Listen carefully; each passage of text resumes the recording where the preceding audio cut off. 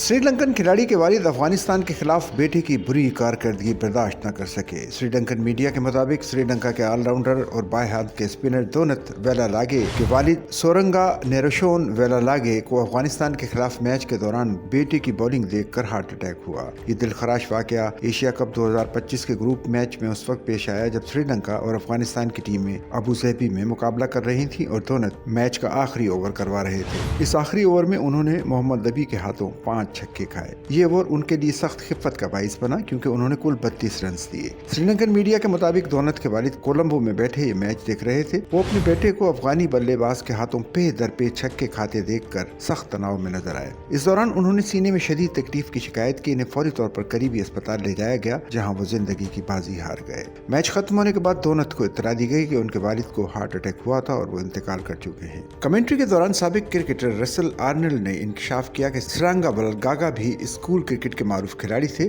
और उन्होंने Prince of Wales college की क़यादत की थी। रसल आर्नल्ड का कहना था कि ये खबर इंतहाई अफसोसनाक है। दोनत को अभी कुछ देर पहले बताया गया है कि हमारी ताज़ियत उनके खानदान के साथ है। टीम का माहौल बहुत जुड़ा हुआ है। उम्मीद है ये दुख उन सबको मजीद करीब लाएगा और टीम को सुपर 4 मरहले में बेहतर खेलने का हौसला देगा। क्रिकेट के एतबार से दोनत का ये मैच यादगार न रहा। उन्होंने 4 ओवर में 49 रन दिए और सिर्फ 1 विकेट हासिल की। उनके ओवर में मोहम्मद नबी ने 5 छक्के भी लगाए। ताहम अफगानिस्तान की शानदार कोशिशों के बावजूद जीत श्रीलंका के हिस्से में आई। सच्चल न्यूज़ नेटवर्क की वीडियोस में खुशामदीद। नाजरीन, वीडियो से मुतालिक अपनी कीमती राय का इजहार कमेंट बॉक्स में ज़रूर करें और चैनल को सब्सक्राइब करें।